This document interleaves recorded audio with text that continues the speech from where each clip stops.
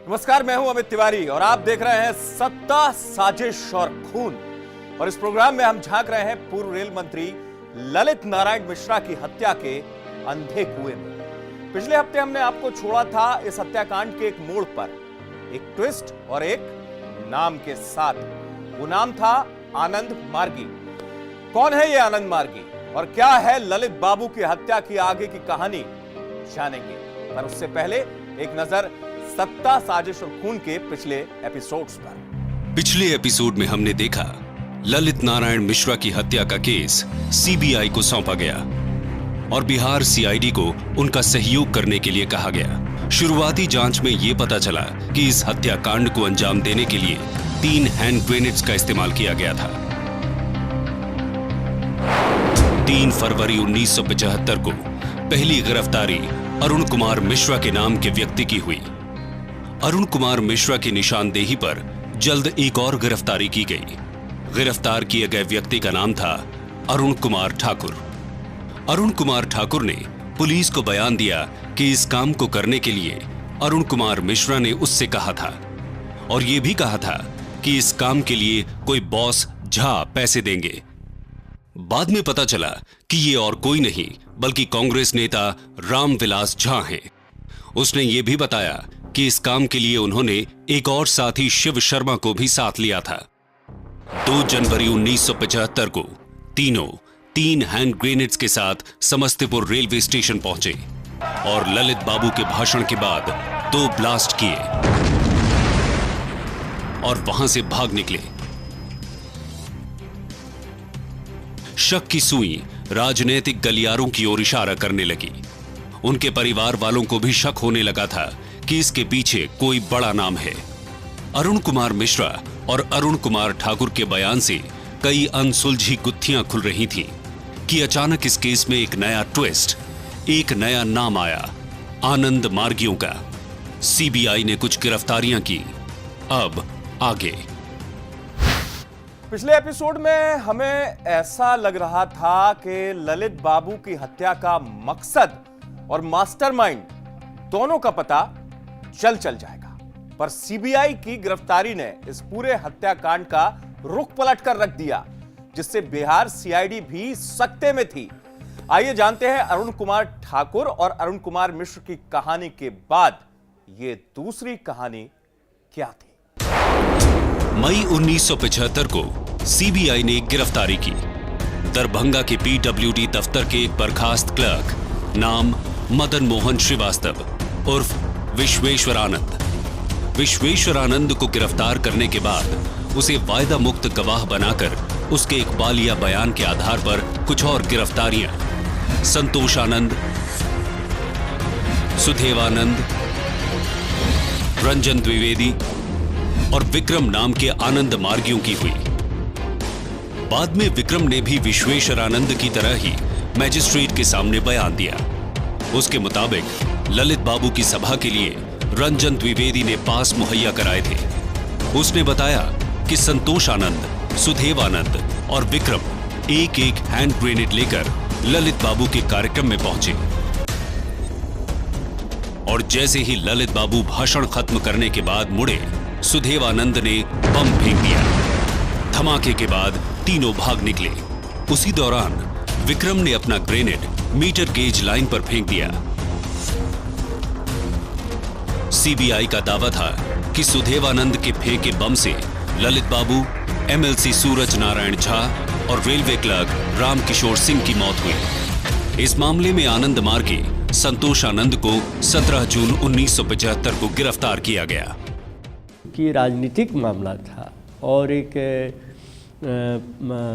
Cabinet minister इसके भीतर शामिल था, तो इसीलिए जो लोग वास्तव में इसमें इन्वॉल्व थे उन लोगों को बचाने के लिए ये माने जांच का जो दिशा थी वो बदल दी गई। सच्चाई तो दोनों को मालूम था और हो सकता था कि सीआईडी उनको जिस तरह से वो जांच आगे करना चाह रहे हों, जिसी को दबाना चाह रहे हों, उसमें शायद सीआईडी साथ नहीं देती या बात खुल जाती, दुनिया को मालूम हो जाती, इसलिए उसको अलग कर दिया गया। जो एक इन्फ्लुएंसिव और एक्सप्रेसिव पर्सनालिटी का आदमी था, उन लोगों को कैच किया कि ये लोग जो है आनंद मार्ग के एक अच्छे साधन के लोग हैं। साथ ही साथ उसने जो ऐसे अप्रूवल सेलेक्ट किया है, वो अप्रूवल से तो उसका कुछ ना कुछ माने जान पहचान होनी चाहिए, तभी ना वो अपनी बातों को कहने के लायक होंगे। तो ये सारा अरेंजमेंट करके जो है जो सेट हो गया, तब हम लोगों को जो है इसमें फंसाया है। सीबीआई की गिरफ्तारी से और गिरफ्तार हुए आरोपियों के बयान से सब हक्के बक्के रह गए। हत्याकांड एक और उससे जुड़ी कहानियां दो, पर क्या वजह थी इस दूसरी कहानी की? क्यों सीबीआई के हत्थे चढ़े इन आनंद मार्गियों ने ललित बाबू का खून कर दिया? जानेंगे इस ब्रेक के बाद। अंधेरी कोठरी में तरह तरह की यातनाओं से दीवारें तक थर्रा उठी। गिरफ्तार किए गए आनंद मार्गियों का रोम रोम दर्द में डूबा हुआ था। उनकी चीखें उस कोठरी में सिमट कर रह गई थीं। आनंद मार्गियों के मुताबिक सीबीआई चाहती थी कि जैसा वो चाहते हैं वैसा ये आरोपी आनंद मार्गी बयान दे।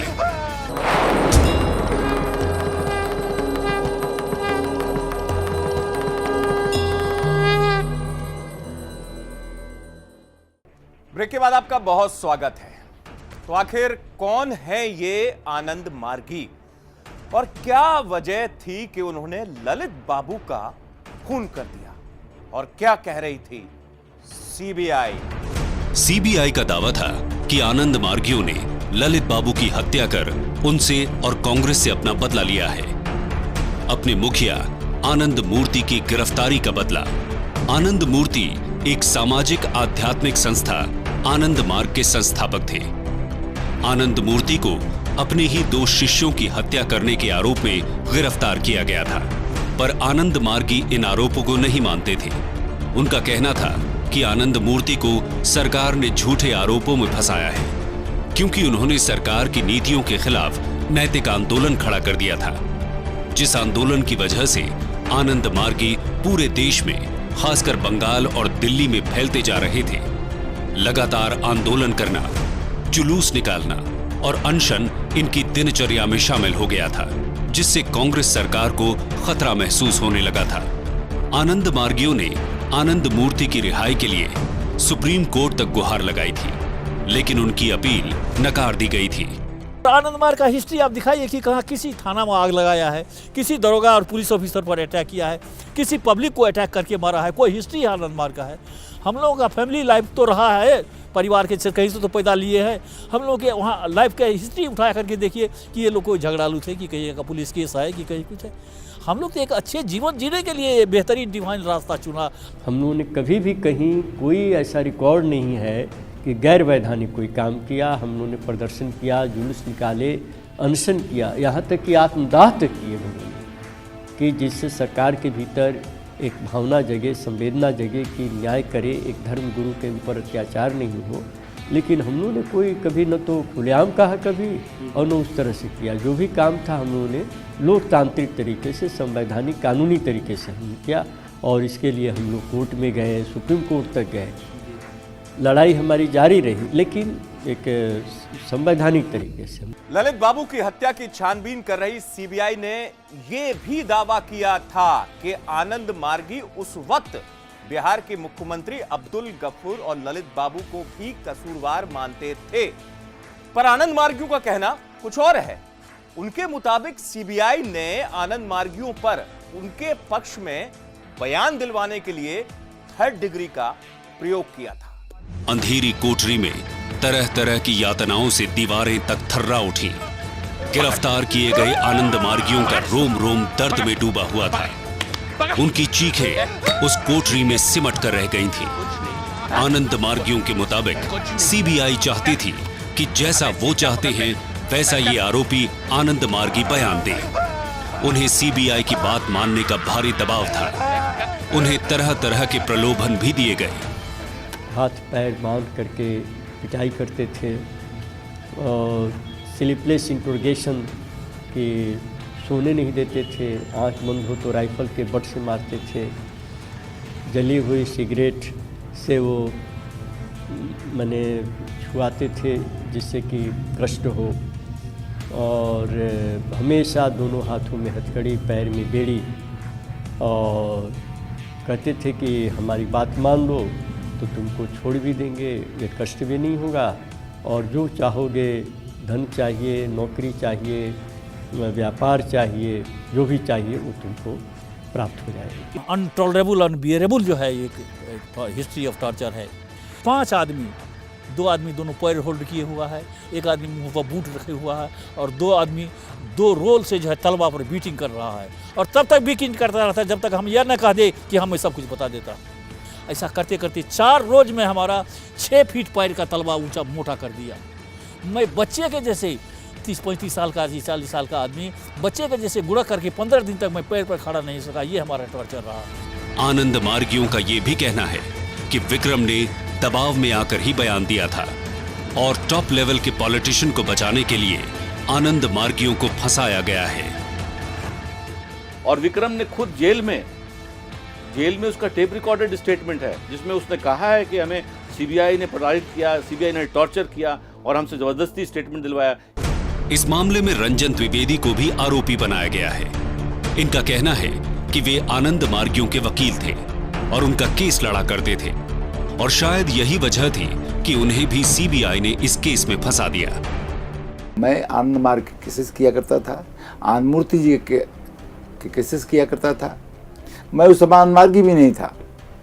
मैं तो रिकॉर्ड पर है कि मैं जस्टिस BM तारकुंडे रिटायर होकर यहाँ सुप्रीम कोर्ट में प्रैक्टिस करने लगे तो मैं उनका जूनियर था। अब मैं एक रेडिकल ह्यूमनिस्ट था, आनंद मार्गी नहीं था। ये मुझे फंसाएगा, मैं इनोसेंट हूँ। जनवरी 1975 को ललित बाबू की हत्या हुई। उसी साल जून 1975 में इमरजेंसी लागू हो गई और उसकी वजह से भी ललित बाबू हत्याकांड की जांच प्रभावित हुई। लेकिन धीरे धीरे इमरजेंसी हटी, मोरारजी देसाई देश के प्रधानमंत्री बने और बिहार में कर्पूरी ठाकुर मुख्यमंत्री। आनंद मार्गियों ने एक बार फिर आकर गुहार लगाई।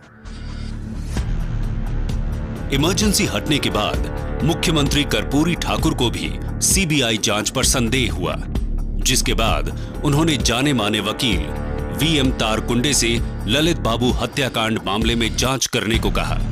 तारकुंडे ने रिपोर्ट पेश की और उसमें भी रामविलास झा का नाम आया। वही रामविलास झा जिसका नाम गिरफ्तार किए गए एक आरोपी अरुण कुमार मिश्रा ने भी लिया था। रिपोर्ट में यशपाल कपूर का नाम भी लिया गया था। साथ ही रिपोर्ट में इंदिरा गांधी की भूमिका पर भी सवाल उठाए गए थे।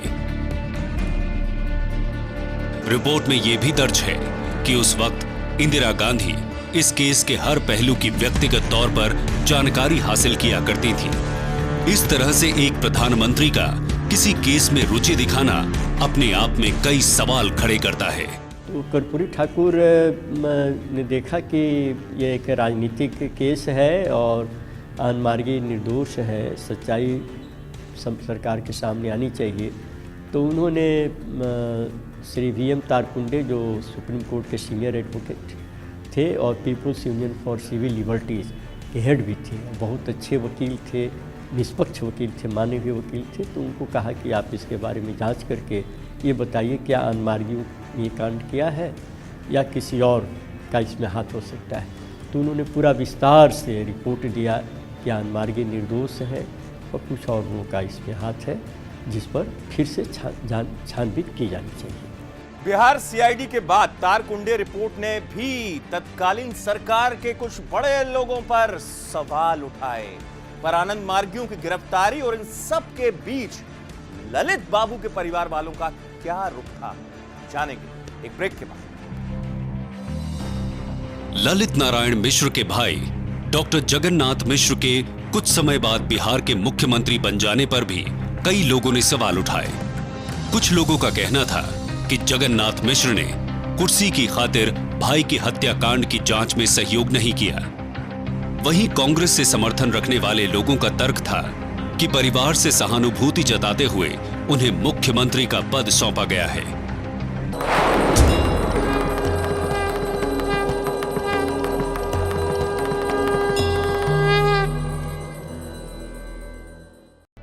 ब्रेक के बाद आपका स्वागत है। सीबीआई के आनंद मार्गियों को आरोपी बनाए जाने की बात ललित बाबू के परिवार वालों के गले नहीं उतरी। उनका मानना था कि ललित मिश्रा की हत्या एक राजनीतिक साजिश है और आनंद मार्गियों का इस केस में शामिल होने की कोई वजह भी नहीं थी। परिवार के लोगों के मुताबिक इस हत्या में आनंद मार्गियों का कोई हाथ नहीं है। आनंद मार्गी कोई बड़ी संस्था नहीं थी। कुछ बड़े लोग थे जो इस साजिश के पीछे थे। ललित बाबू की पत्नी कमलेश्वरी देवी का भी कहना था कि उनके पति की हत्या के पीछे आनंद मार्गियों का हाथ नहीं है और ये राजनीतिक हत्या है। जांच में जो टर्न लिया है वो जो ही गलत है। इसमें आनंद मार्गी को लेना देना नहीं, क्योंकि बाजी अक्सर किसी के साथ ऐसा नहीं था कि कोई संस्था उनके प्रति इतना व्यस्त हो। व्यक्ति हो सकता है व्यक्ति, कोई संस्था ऐसा नहीं कर सकता। आनंद मार्ग उतनी बड़ी संस्था नहीं थी जो इतना बड़ी साजिश को अंजाम दे पाए। कहीं ना कहीं कुछ बड़े व्यक्ति थे, कुछ बड़े लोग थे जो निश्चित तौर पे इस पूरे हत्या की साजिश को अंजाम दे रहे थे। ललित नारायण मिश्र के भाई डॉक्टर जगन्नाथ मिश्र के कुछ समय बाद बिहार के मुख्यमंत्री बन जाने पर भी कई लोगों ने सवाल उठाए। कुछ लोगों का कहना था कि जगन्नाथ मिश्र ने कुर्सी की खातिर भाई की हत्याकांड की जांच में सहयोग नहीं किया।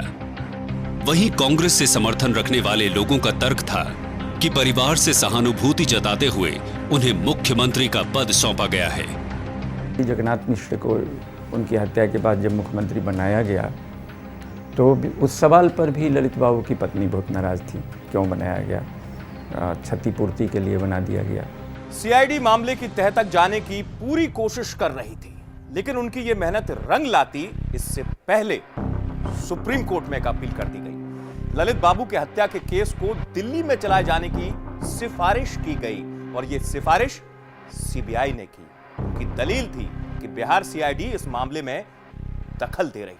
सीबीआई की अर्जी पर सुप्रीम कोर्ट ने दिल्ली में मुकदमा चलाए जाने का आदेश भी दे दिया। सीबीआई ने सुप्रीम कोर्ट में एक पिटीशन दिया कि बिहार में कांग्रेस की अपोजिशन की सरकार है और सीआईडी और लोकल पुलिस, डिस्ट्रिक्ट पुलिस ने जो इन्वेस्टिगेशन किया था उसके खिलाफ हम लोगों ने चार्जशीट दिया है।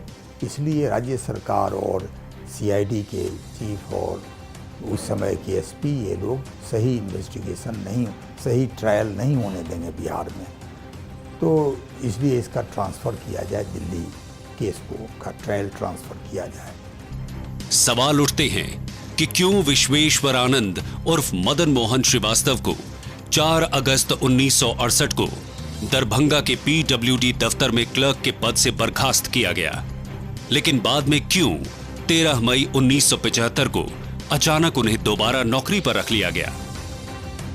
नौकरी पर दोबारा रखे जाने के केवल एक दिन पहले यानी 12 मई को आनंद मार्गियों के खिलाफ विश्वेश्वर आनंद ने बयान दिया था। इसी तरह दूसरे गवाह विक्रम को 31 जनवरी 1977 को दिल्ली की तिहाड़ जेल से दानापुर जेल लाया गया। बिहार सीआईडी ने दानापुर जेल के जेलर से विक्रम से बात करने को कहा, जिसमें विक्रम ने कबूल किया कि सीबीआई ने उससे जबरदस्ती बयान लिखवाया था। आनंद मार्गी खुद को बेकसूर बता रहे हैं। उनका कहना है कि उन्हें गलत तरीके से फंसाया गया है। आनंद मार्गियों को न्यायपालिका पर पूरा भरोसा है। उन्हें यकीन है कि कोर्ट उन्हें निर्दोष करार देगा। मुझे पूरा विश्वास है कि अभी हम लोग का जो केस की सुनवाई हो रही है उसमें हम लोगों ने अपने पक्ष को रखा है और स्पष्ट किया है कि हम लोग निर्दोष हैं और हमें विश्वास है कि न्यायपालिका हमें बरी करेगी और हमारा निर्दोष पूरे विश्व के सामने जाहिर होगा कि हम लोग इस घटना में शामिल नहीं थे। आनंद मार्ग का कोई हाथ नहीं था। आनंद मार्ग पूरी तरह से निर्दोष है। I am fighting and marching ahead with full confidence कि हमें जिसने जिंदगी दिया है वो एक काज के लिए फाइट हम कर रहे हैं कि असत्य और धर्म के विरुद्ध में हमारी लड़ाई है, समाज के शोषण और भ्रष्टाचार के विरुद्ध में हमारी लड़ाई है। हमारी लड़ाई नैतिकता का है। ललित बाबू केस में कई दांव पेच नजर आते हैं, जैसे आनंद मार्गियों का इकबालिया बयान सच माना गया, लेकिन अरुण मिश्रा और अरुण ठाकुर के खुलासे पर कोई कदम नहीं उठाया गया। इस मामले में यशपाल कपूर जैसे बड़े लोगों का नाम आया था, लेकिन क्या वजह रही कि सीबीआई ने इस पहलू की जांच तक नहीं की, इसका पता आज तक नहीं चल पाया। ललित बाबू के केस को 39 साल हो चुके हैं, कई आए कई गए, ये केस आज भी चल रहा है। सीबीआई ने 1 नवंबर 1975 को आनंद मार्गियों के खिलाफ चार्जशीट दाखिल की। पहले पटना, फिर दिल्ली के पटियाला हाउस कोर्ट और अब दिल्ली के कड़कड़डूमा कोर्ट में इस केस की सुनवाई हो रही है। इस केस में 11,000 से ज्यादा पन्नों की रिपोर्ट सौंपी जा चुकी है। अभी तक इस केस की 22 से ज्यादा जज सुनवाई कर चुके हैं। इस हाई प्रोफाइल केस में सीबीआई के 160 से ज्यादा, बचाव पक्ष के 40 से ज्यादा और 9 कोर्ट विटनेसेस हैं। 39 साल से ललित बाबू की हत्या की गुत्थी अभी उलझी हुई है। आनंद मार्गी खुद को निर्दोष करार दे रहे हैं। उन्हें पूरा यकीन है कि कोर्ट उनके साथ न्याय करेगा। उधर तत्कालीन बिहार सीआईडी के अधिकारी चाहते हैं कि इस केस की दोबारा से जांच हो और उनका भी यही कहना है कि आनंद मार्गी बेकसूर है। सवाल उठता है कि इतने कद्दावर नेता की हत्या का मामला इतने साल से पेंडिंग क्यों पड़ा है, और अगर ललित नारायण मिश्रा जैसे हाई प्रोफाइल केस का यह हाल है तो आम आदमी का क्या हाल होगा? क्या सच में हमारे देश की उच्च कानून व्यवस्था और न्यायपालिका आजाद होकर काम करते हैं या उनकी कमान किसी और के हाथ में है? इस केस को देखने के बाद यह सवाल जहन में उठना लाजमी है। अगले हफ्ते फिर मिलेंगे राजनीतिक हत्याकांड की कोई और अनसुलझी कहानी के साथ अपने प्रोग्राम सत्ता, साजिश और खून में। दीजिए इजाजत, नमस्कार।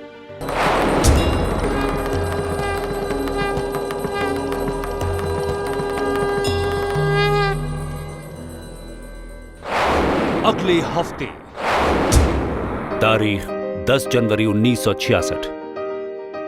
भारत और पाकिस्तान के नेता और ब्यूरोक्रेट्स जश्न में डूबे थे। मौका था पूर्वी सोवियत संघ में दोनों देशों के बीच ताशकंद समझौता। लेकिन तभी आई ये खबर जिसने भारत ही नहीं पूरी दुनिया को हिलाकर रख दिया। वो खबर थी जय जवान जय किसान का नारा देने वाले धरती के लाल प्रधानमंत्री लाल बहादुर शास्त्री की मौत की। शास्त्री जी की रहस्यमयी मौत का सच देश आज भी जानना चाहता है।